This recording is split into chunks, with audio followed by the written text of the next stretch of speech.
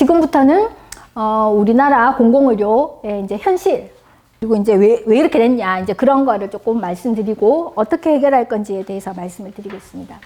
일단 우리나라 지금 이제 건강보험 의료가 있고 이런데 지금 상태가 어떤 것 같으세요? 이제 방향을 바꿔서 어떤 것 같으세요? 우리나라의 현실, 저 질문인데 우리나라의 건강보험이 지금 어떤 상황인 것 같다? 의료 소비자 네. 그 입장에서는 하여튼 쇼핑을 굉장히 우리나라 공공의료를 의료 소비자 입장에서 볼 때는 한 70점 정도는 줄 수가 있다. 그렇게 생각이 돼요. 그 다음 옆에 계시는 분. 우리나라의 지금 이제 현재가 어떨까? 현실이 어떨까? 안 가는데 다른 사람들이 많이 가요. 네. 저도 나 같은 사람. 1년 내도 의료 공공의료 분야가 가장 정치화. 맞습니다. 그냥 OECD랑 비교했을 때 1인당 연간 외래 진료 횟수가 이게 OECD 평균이에요. 연간 6.8회. 그 저번에 스웨덴 강의는 2.7회인가 뭐 이랬죠. 스웨덴 아마 이 밑에 있겠죠. 스웨덴 여기 2.6. 네. 그래서 OECD 평균이 6.8인데 우리는 전 세계에서 가장 많이 의사를 만납니다. 외래 서비스 17.2회. 그러니까 OECD 평균의 거의 한 3배 정도 가깝게 돼. 3배 약간 안 되게 그렇습니다.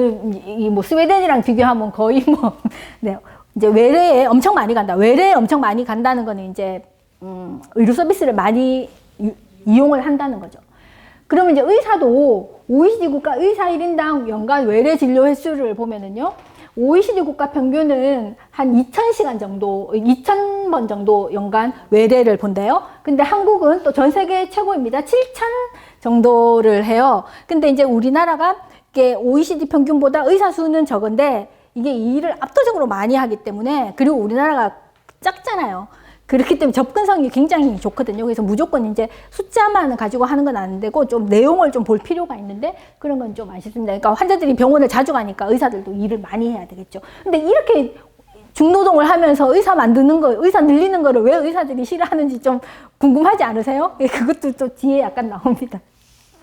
그럼 이제 OECD 국가의 인구 1000명당 병상수, 인구 비례 병상수를 보면은요, OECD 평균 한 4개 정도 있습니다. 근데 우리나라가 거의 전 세계 탑이에요. 12.4개인데, 그러니까 OECD 평균의 3배 정도 있는 거죠. 근데 일본이 1등이고 우리가 2등인데, 여기 보세요.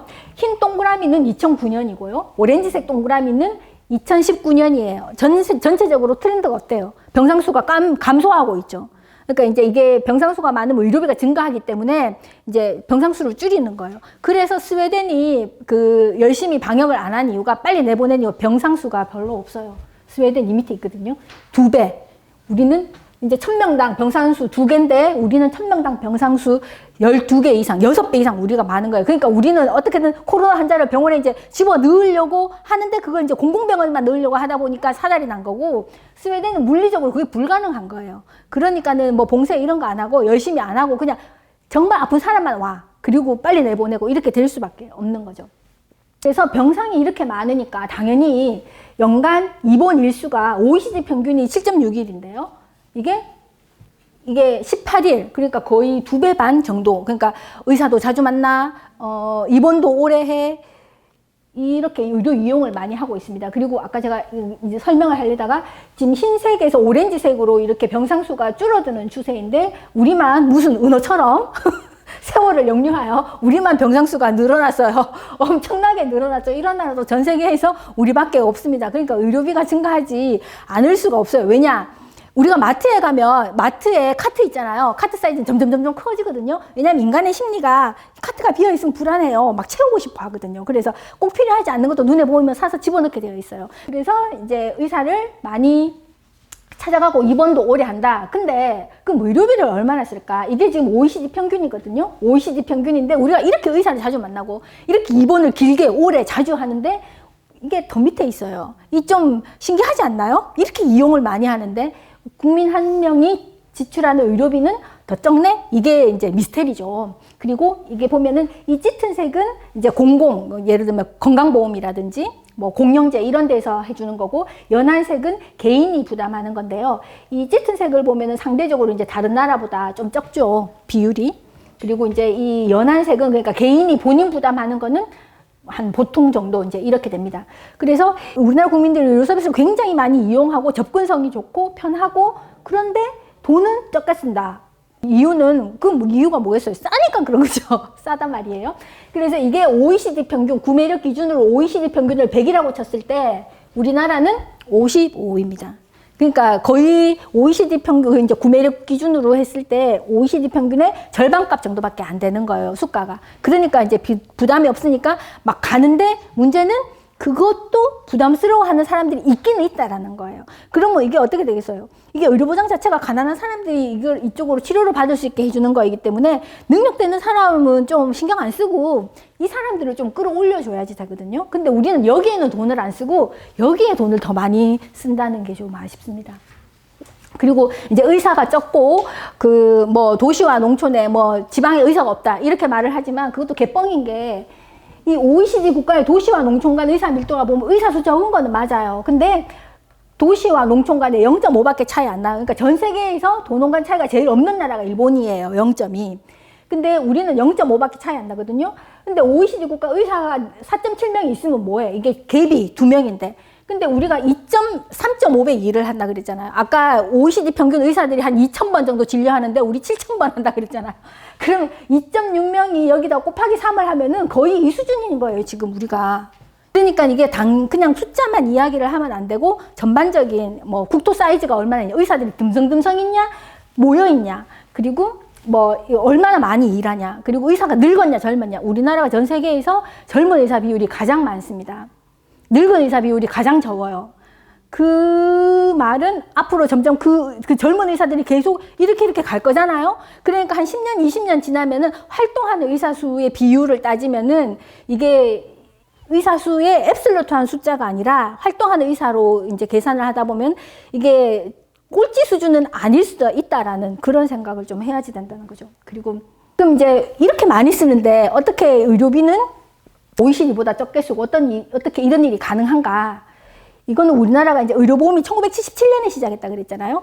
혹시 1977년에 1인당 국민소득이 얼마였는지 아시는 분 있으세요? 지금은 한 3만 불 좀 넘었죠. 1977년에는? 맞아요. 그걸 어떻게 하셨죠? 1977년에 1인당 국민소득이 1년에 1,000달러였어요. 한 달에 1,000달러가 아니라. 그래서 이게 보험제도를 하려면 한 4,000달러 이상은 되어야 된다고요. 그런 말 있잖아요. 이게 민주주의가 되려면 3,000달러는 되어야지 사람들이 돈에 연연하지 않고 투표를 할 수 있다 그러잖아요. 그런 것처럼 이렇게 보험제도를 제대로 하려면 어느 정도 소득 수준이 되어야 되는데 우리는 겁도 없이 1,000달러인데 의료보험을 시작을 한 거예요. 왜 시작했냐? 3가지 이유가 있습니다. 첫 번째는 체제의 안보, 체제 위협 때문에. 왜냐면 북한은 무상의료, 70년대만 해도 북한이 우리보다 더 잘 살았거든요. 북한은 무상의료를 하는데 우리는 그게 없는 거예요. 그러니까는 이게 우리도 뭔가 좀 해야 되지 않을까? 그런 거 하나. 그리고 두 번째는 그때 이제 77년에 1,000달러가 되면서 약간 자신감이 조금은 생긴 거예요. 우리가 6.25 끝나고 뭐 100달러 뭐 이랬대요. 근데 이제 1,000으로 왔으니까 뭐 좀 할 수 있지 않을까? 약간 이제 이런 생각이 또 있었고, 그리고 이제 그때 박정희 대통령 시절이었는데 좀 이제 안 좋아하니까 사람들이 뭐 유신 독재 뭐 그러니까 좀 표를 좀 얻는데 좀 도움이 되지 않을까? 약간 이런 생각도 있었고, 또 세 번째 이유는 국제노동기구에서 우리가 이제 그때 이제 경공업 이런 식으로 수출을 막 이제 하려고 했었던 데였잖아요. 그러니까 이게 우리가 인건비가 싸니까 이게 가격 경쟁력으로 밀어붙이는 거예요. 그러니까 이제 그 유럽에 있는 나라들이 저 한국이라는 나라에서 자꾸 물건 싸게 파는데 쟤들을 원가를 좀 올려야 되겠어. 그러니까 보험을 하라 그래. 이렇게 이제 압력이 들어온 거예요. 그 3가지, 그러니까 체제의 위협, 정치적인 이유, 그리고 어떤 그 국제 무역에서 세계노동기구의 어떤 압력, 이거 3개 때문에 우리가 1,000달러밖에 안 되는데 의료보험을 시작합니다. 근데 이제 아직 가난하잖아요. 그러니까 보험료를 적게 책정할 수밖에 없어요. 보험료가 적으니까 수가를 적게 할 수밖에 없죠. 그래서 관행수가의 55%로 시작했다고 그 보건복지부 관보에 있는 게 있거든요. 그러니까 공식 문서에 관행수가의 55%로 수가를 정했다. 그러니까 수가가 낮으니까 이제 보장을 적게밖에 못 해주는 거죠. 근데 이제 문제는 77년도에 국민소득 1,000달러였을 때는 이게 됐다는 말이에요. 그러니까 적게 내고 뭐 수가가 낮고 저보장 이게 됐는데 지금은 이제 3만 불이 되면서 의학기술도 되게 많이 발전했고 이제 국민들의 요구하는 바가 눈높이가 높아진 거예요. 근데 아직도 이거를 하고 있으면은 조금 안 되죠. 이제 애가 컸는데 초등학생이 됐는데 돌 때 입었던 옷을 입고 보면 안 되잖아요. 디자인도 바꿔야 되고 사이즈도 바꿔야 되고. 근데 이제 계속 이거를 하고 있는데 우리가 이거를 해서 저보험료, 저수가, 저보장 이거를 77 패러다임이라고 해요. 1977년도 의료보험이 시작했을 때 시작했기 때문에 77 패러다임이라고 했는데 이거를 해가지고 성공한 게 이거예요. 수출주도 성장을 계속 할 수 있었다. 왜냐면은 보험료가 원천징수잖아요. 그러니까는 이게 보험료를 조금 하니까는 인건비가 많이 안 오르는 거예요. 그러니까 인건비가 싸니까는 수출 단가가 낮잖아요. 그걸로 그냥 이제 밀어붙인 거예요. 그래서 이거를 해서 수출주도 성장을 했고 이제 접근성은 좋아졌지만은 여기에 이제 저수가가 문제가 있는데 처음에 의료보험을 했을 때는 요양기관, 그러니까 의료기관을 요양기관이라고 하는데 당연지정제가 아니었어요. 그러니까 나 의료보험 할래요? 손든 사람만 했거든요. 근데 그렇게 하다 보니까 원래 의료보험이 없던 나라에서 뭐 공무원, 뭐 교직원, 그리고 500인 이상 사업장 이런 데 갑자기 의료보험이 생겼어요. 그러면은 이 의료보험을 하려고 왔을 때 의료보험 서비스를 제공하는 의료기관이 있어야 되잖아요. 근데 그때만 해도 이제 병원, 의원 이런 게 별로 많이 없었기 때문에 이거를 선택을 해가지고는 도저히 이걸 다 만족을 시키지 못하겠다. 그러니까 무조건 다 강제로 대한민국에 있는 모든 의사들은 모든 의료기관은 다 의료보험을 해야 돼. 이렇게 하는 게 당연지정제입니다. 근데 이제 모든 의료기관에게 지금부터 의료보험 환자 봐 이렇게 시켰는데 수가가 절반밖에 안 돼. 그러면 어떻게 먹고 살아요? 그래서 해준 게 뭐냐면은 혼합진료를 허용해 준 거예요. 그러니까 너 이제 의료보험 환자 보는데 의료보험 급여 말고 비급여 해도 돼. 그리고 비보험 환자도 그때는 많이 있었거든요. 아예 보험 적용이 안 되는. 그게 이제 혼합진료를 허용해 줬는데 이게 이제 아까 제가 처음에 말씀드린 그 의료보장의 원칙, 그 최소 수준에서 혼합진료 하면 안 된다 그랬잖아요. 요양기관은 그 급여진료만 해야 되는데 우리가 돈이 없다 보니 혼합진료를 허용해서 네가 알아서 먹고 살아라. 이제 이렇게 만들어준 거죠. 이렇게 하다 보니까는 이게 어떤 문제가 생겼냐면은 의료기관이 영리화된 거예요. 비급여는 그러니까 원장님이 그냥 책정할 수 있어요. 가격을. 근데 이제 처음에는 이게 1998년까지는 이게 보건복지부 장관의 허락을 받아야 됐어요. 그러니까 이때 1998년까지는 비급여를 할 수 있는 나라가 뭐 서울대병원, 뭐 세브란스, 뭐 큰 병원 그런 데만 했지 많이 못했어요. 근데 이제 김대중 대통령이 들어오면서 비급여를 완전히 법에 명시를 해서 자유롭게 할 수 있게 해줬습니다. 그러다 보니까 이제 모든 의료기관이 모든 의사들이 다 비급여 행위를 하게 된 거예요. 그래서 의료기관이 영리화가 됐고 그리고 이제 이게 수가가 낮은데 이거에 일부를 내잖아요. 본인 부담금이. 그러니까는 이제 대부분의 국민들은 이게 부담이 없는 거죠. 그러니까 막 이용을 하게 되는 거예요. 그리고 수요 공급 곡선에서 이게 공급이 줄어든다 그랬잖아요. 공급 부족 및 수요 초과가 있다 그랬잖아요. 가수요를 차단해야 된다 그랬잖아요. 근데 우리는 그걸 차단을 안 했어요. 차단을 안 하고 내버렸기 때문에 과다 이용을 하게 됐고 그렇게 하다 보니까 이게 의사가 보세요. OECD 평균은 연간 2,000번 외래 진료 보는데 우리는 7,000번을 봐야 돼. 그러면 질이 떨어지겠죠. 근데 이게 오진을 한다 이런 개념이 아니라 환자를 임팩트하게 봐야 돼요. 그래서 우리나라의 의료질 저하는 뭐가 문제냐면은 환자 안전에 신경 쓸 틈이 없어요. 감염 관리에 신경 쓸 틈이 없어요. 그런 거예요. 여기에 이 의료질 저하라는 거는 우리나라 의료 수준 전체는 굉장히 높거든요. 근데 환자 안전과 감염 관리에 쓸 돈도 없고 시간도 없고 여력도 없다라는 게 이건 거죠. 예를 들면 80대 할아버지가 폐렴 걸려서 병원에 입원했어요. 근데 이제 병원에 간호사가 부족해요. 밤에 자다가 이제 할아버지들 되면 밤에 이제 소변 보러 한번 일어나야 되거든요. 근데 잘못해가지고 욕실 바닥에 짱 미끄러져가지고 머리에 뇌출혈 생겨가지고 돌아가신 거예요. 폐렴은 났는데. 소세드한 거 아니에요? 우리가 지금 이러고 있거든요. 그게 의료질의 저하라는 거예요. 환자 안전에 신경을 쓸 돈도 없고 여력도 없다. 왜냐하면 7,000번이나 봐야 되니까 OECD 평균보다 2,000번밖에 안 보는데 이제 이런 문제가 생겼습니다. 그래서 급여 진료가 있고 비급여 진료가 있잖아요. 그러니까 비급여를 하는 대로만 몰리는 거예요. 예를 들면 고등학생이 이제 대학교 가려면은 뭐 국영수 기초 과목 기초를 튼튼하게 해야 되잖아요. 그런 것처럼 의료에서는 내외 산소예요. 내과, 외과, 소아과, 산부인과 이게 메이저 과목이고 이제 이게 되게 중요한데 그렇게 하다 보니 건강보험이 내외 산소만 잡은 거예요. 내외 산소는 거의 모든 게 급여 진료예요. 그러니까 수가가 낮겠죠. 그러면은 내외 산소를 해가지고는 의료기관을 운영하기가 힘든 거예요. 개업이 힘든 거예요. 그러니까 개업할 수 있는 비급여를 할 수 있는 뭐 성형외과, 피부과 뭐 이런 데로 많이 가는 거예요. 그렇게 하다 보면 이게 이제 구조가 그러니까 공급이 왜곡되는 거죠. 의사가 이게 내외 산소를 안 하고 다 요즘은 의대 1등이 피부과입니다. 저 때만 해도 1등은 내과 했거든요. 1등 내과, 2등 외과 이러고 하고, 외과 서전들은 굉장히 자부심이 있어요. 나는 사람을 살리는 의사야, 이렇게. 근데 지금은 찌질이만 외과를 간달까 막 이런.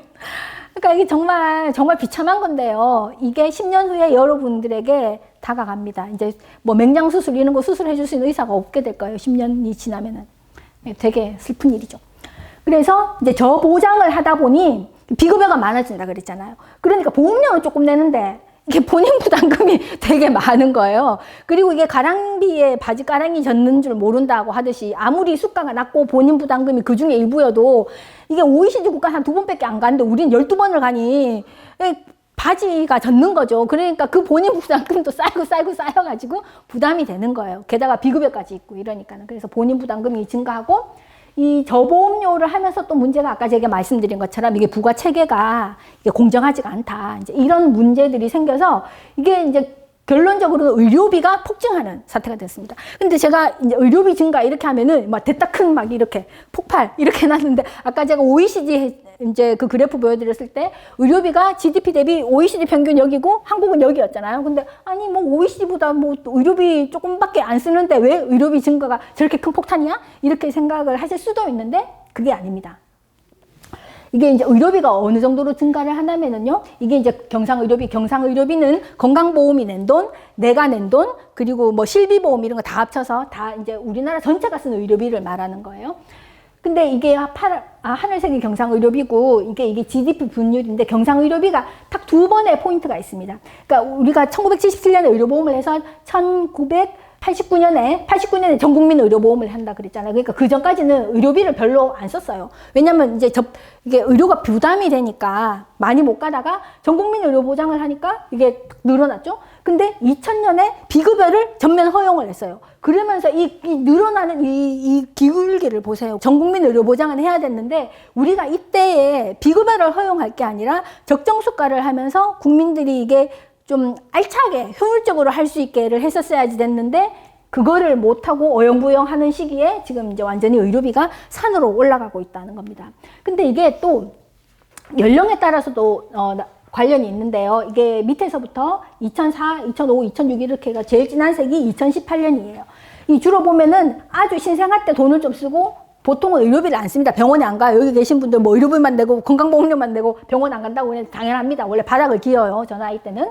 근데 한 60대가 넘으면 의료비가 증가하기 시작하는데 이 증가하는 폭이 이게 2000년대 초반에는 뭐 100만 원 뭐 이 정도였는데 지금은 뭐 400, 500 뭐 이러고 있어요. 그러니까 이게 원래 나이가 들면 의료비를 많이 쓰게 되어 있는데 그건 당연한 거예요. 당연한 건데 이게 어찌된 일인지 이게 이 2000년대 후반으로 갈수록 이게 확 증가했다는 거예요. 이게 사람들이 이제 이게 욕구 그리고 수준 이런 거가 있는데 이게 건강보험에 해당이 안 되는 것들이 비급여로 많이 되니까 난 저걸 할래. 어느 정도 능력이 돼. 이제 이렇게 하다 보니 이제 이렇게 의료비가 많이 증가하는 것입니다. 그리고 지금 우리나라가 뭐 이제 초고령 사회를 향해서 이제 직진하고 있는데 노인 인구가 2017년에 13%였고 지금 이제 16%였는데요. 이게 지금 3% 늘어났잖아요. 3% 늘어났는데 진료비는 이게 28조지 싶은데 28조에서 41조로 1.5배가 증가해요. 3% 늘어났는데 의료비가 1.5배가 증가해요. 그러면 우리 이제 막 한 20% 된다. 노인이 20%가 된다. 그러면은 이제 건강보험료 다 노인들이 쓰는 거예요. 그러면은 노인분들도 쓰셔야 되지만 그래도 젊은 사람들도 좀 쓸 일이 있고 애기들도 또 많이 쓰거든. 신생아들이 많이 쓰는데 그럼 이거 돈을 어떻게 해? 그러니까 걱정이 되잖아요. 그리고 이 노인이 많이 쓰는 게 이게 보면 한 3배 정도 써요. 보통 한 명이 뭐 130만 원이라고 한다면은 노인은 한 420만 원 이렇게 쓰는데 이제 한 3배 정도. 사실 아프면 나이가 들면 아플 일이 많잖아요. 그래서 건강한 노인이 되어야 되고 근데 그래도 이제 아픈 걸 어떻게 할 수 없잖아요. 그래서 여기에서 우리가 패러다임을 바꿔야지 돼요. 그 나이 드는 것도 서러운데 병원을 가지 말란 말이냐 이게 아니라 우리가 약간 이제 어프로치를 다르게 해야지 된다는 거예요. 그 뒤에 제가 다시 말씀드리겠습니다. 그래서 최근 10년 동안 OECD 국가 중에 GDP 대비 경상의료비 증가율이 우리가 넘버 2예요. 그러면 그럴듯한 나라 중에는 우리가 전 세계에서 의료비 증가 속도가 최고로 높은 거예요. 이렇게 막 열심히 줄이고 있는 나라도 있는데 아일랜드 뭐 이렇게 뭐 덴마크, 뉴질랜드 뭐 이런 나라들도 있는데 우리는 이분 미국보다도 우리가 의료비 증가율이 더 높아요. 이게 말이 됩니까? 말이? 그러니까 이게 감당할 수 없다는 거예요. 이런 식으로 하면은 건강보험이 지금은 괜찮은데 10년 후에 누가 심장이 아파서 관상동맥 우회 수술을 받으러 가면은 그때는 지금과 같은 서비스를 받을 수가 없다라는 거예요. 그거는 좀 안 됐죠. 그리고 특히 젊은 분들은 아니 나는 젊었을 때 열심히 보험료를 냈는데 왜 내가 늙었을 때는 우리 부모님이 받던 서비스를 내가 부모님 나이가 됐을 때는 왜 그걸 못 받아? 그거는 안 되는 거잖아요. 그래서 개선을 해야 됩니다. 그래서 이제 의료비가 급증했다. 이게 이제 왜 그러냐면은 이게 아직도 이게 3만 달러 시대에 이거를 하면서 이게 아직도 저수가단 말이에요. 그러니까는 저수가에 본인 부담금은 더 얼마 안 되겠죠. 그래서 이거를 이용을 좀 관리를 해야 되는데 가수요를 차단을 해야 되는데 이걸 안 해가지고 과다 이용을 한다는 거. 이용 관리를 해야 되는데 안 한다는 게 이게 제일 문제고 그리고 당연지정제를 해놓고 모든 의료기관이 다 건강보험을 하는데 거기다 비급여를 네 맘대로 하세요. 이러면은 거의 뭐 생선을 부뚜막에 올려놓고 고양이한테 고양이 그걸 날름 먹지. 아, 내 생선이 있군요. 뭐 이런 고양이는 없어요. 그거는 인간은 원래 그런 존재거든요. 이것도 잘못됐어요. 그리고 DJ 정권 이후로 비급여를 보편화시킨 것. 그리고 원래는 환자 의료 체계가 여기 앞에 계신 분들은 기억을 하실지 모르겠는데 옛날엔 아프면 개인의원 갔다가 좀 병원 갔다가 전 대구가 고향인데 그러면 대구에 경북대학 병원까지 가다가 안 되면은 서울로 그 다음 네가 알아서 가세요. 약간 이런 식이었거든요. 그래서 단계가 있었는데 그거를 건강보험을 통합하면서 국민들이 불편하다. 이제 이런 걸로 그거를 없애버렸어요. 근데 그때 KTX가 딱 뚫린 거예요. 그래서 대구에서 서울까지 2시간밖에 안 걸려요. 그리고 전 국민의 절반이 수도권에 살거든요. 그러니까는 이제 부모님이 지방에 계시는데 아프대. 그러면은 평소에도 이제 자주 못 뵈고 미안한데 편찮으시니까 내 옆에 올라오라고 하고 싶잖아요. 그러니까 자식이 절반이 수도권에 살다 보니 부모님 편찮으시면 올라오세요. 그래도 제가 출퇴근하면서 그래도 아침 저녁이라도 좀 뵈야 될 것 같잖아요. 평소에 못 가니까. 그런 거예요. 그게 아산 삼성이 사악해가지고 환자를 섭취한 게 아니에요. 구조가 그렇게 됐다는 거예요. 그래서 환자 의료 체계를 없앴는 데다가 KTX가 뚫렸는 데다가 전국 자식들이 다 수도권에 사니까는 부모님 편찮으시면 올라오세요. 이렇게 하다 보니 환자들이 다 올라오게 된 거지. 이게 사악해서 그런 건 아니다. 그리고 아까 제가 이제 말씀을 드렸는데 이게 상병 구조가 변화하게 됐어요. 옛날에는 배탈 이런 거 맹장염 이런 거 아니면 병원을 거의 안 갔잖아요. 그리고 가면은 꼬매고 수술하고 하면 금세 나아요. 옛날에는 급성질환이 많았는데 지금은 급성질환도 그대로 있지만 만성질환이 점점 많아진 거예요. 당뇨, 고혈압 이거는 치료는 안 돼, 완치 안 돼. 그냥 계속 갖고 사는 거예요. 다만 좀 덜 빨리 나빠지게 이제 약을 먹는 거잖아요. 근데 우리나라는 아까 병상이 전 세계 거의 최고로 많다 그랬잖아요. 그러니까 조금만 문제 있으면 병원에 들어눕는 게 이제 습관이 되어 있어가지고 당뇨가 안 낫는 병인데 그걸 가지고 입원을 하는 거예요. 퇴원을 못해. 퇴원이 안 돼요. 게다가 또 제가 오늘은 이제 안 준비했지만 요양병원 병상수가 전 세계에서 또 최고로 많거든요. 그러니까 다 이제 요양병원에 누워 계시는 거예요. 그냥 돈이 이게 의료비가 증가할 수밖에 없죠. 그래서 이게 만성질환은 병원에서 치료하는 병이 아닙니다. 병원에서 치료하는 병이 아니고 외래에서 해야 되는 병인데 이제 불필요한 입원을 줄여야지 되는데 당뇨, 고혈압 이런 낫지도 않는 병을 그러니까 그런 분들은 한번 입원하면 퇴원이 안 돼요. 호전이 안 된다 어떻게 퇴원을 시킵니까? 그게 참 소세다죠. 아무튼 그렇다. 그래서 이런 것 때문에 급증하고 있는데 그럼에도 불구하고 근데 위기는 또 기회잖아요. 그래서 이게 많은 문제가 있지만 사실 이게 우리나라만의 문제도 아니에요. 이거는 전 세계 공통이에요. 우리가 안 하고 있는 거는 의료 이용 관리 안 하는 거, 비급여 허용하는 거, 환자 의료 체계 없는 거, 다 문제네. 이거는 공통인데 남들은 이게 있는데도 의료비가 증가해요. 근데 문제는 같은데 우리는 이때까지 이걸 안 했어. 그럼 우리가 이걸 제대로 정신 차리고 하면 좀 괜찮아질 것 같지 않으세요? 이거를 저는 하고 싶어요. 근데 길이 없어요. 그렇습니다. 그래서 이제 환자 의료 체계가 뭔지 좀 개념이 없으신 분이 있을 텐데 이거는 아마 젊은 세대는 이걸 못 경험했을 거고요. 이게 1998년에 없어졌거든요. 이게 원래는 이제 동네에 있는 1차 의원 이런 데는 경증을 원래 보는 거예요. 그래서 여기서 더 정밀한 진료가 필요하다든지 그러면은 이제 전문의가 있는 데로 보내는 거예요. 2차 병원으로. 근데 여기에서도 이제 더 세밀한 세부 전공이 필요하다. 예를 들어서 그냥 내과 의사가 아니라 순환기 내과 의사가 관상동맥 어쩌고 해야 된다. 그러면은 이제 일로 가는 거예요. 그래서 1차, 2차, 3차 이런 식으로 가게 되어 있거든요. 의료보장하는 나라들은 다 이렇게 되어 있습니다. 그래서 영국처럼 무상의료 하는 나라들 그런 데는 강제로 이거 해야 돼. 강제, 선택의 여지가 없어요. 그러니까 싼 대신, 그러니까 부담이 없는 대신 선택의 여지를 없게 해준 거죠. 근데 이제 우리는 싼데 맘대로 막 가요. 막 닥터 쇼핑. 그러니까 의료비가 증가할 수밖에 없죠. 그래서 다시 이거를 좀 회복을 해야지 되는데, 지금 우리가 이게 깨진 지가 거의 20년이 됐기 때문에, 원래는 지방의 대학병원이나 수도권에 있는 대학병원이 이게 별로 그렇게 차이가 안 났어요. 근데 이제 환자가 자꾸 일로 가다 보면 독일어 속담에 그런 게 있거든요. 위붕 마흐트 덴 마이스터라고 연습의 대가를 만든다. 그러니까 환자를 많이 보고 경험을 많이 하면 실력이 쌓일 수밖에 없어요. 그러니까 이게 더 이상 차이 나지 않게 빨리 이제 지방에 있는 그 대학병원 수준을 끌어올리고, 지금 제일 문제가 뭐냐, 간호사가 없는 게 제일 문제예요. 간호사가 대학병원에, 지방의 병원에 간호사가 없는 게 문제예요. 의사가 문제가 아니라 간호사가 문제인데, 이거를 끌어올리고 해가지고 이게 이제 전국에 있는, 내가 강원도에 살아도 서울이랑 같은 수준의 의료 혜택을 받을 수 있어야 될 거 아니에요. 대한민국 국민인데 같이 세금 내는데 그걸 차별하면 안 되지. 그러니까 그거를 해야 되는데 관심이 없다는 게 참 슬픔입니다.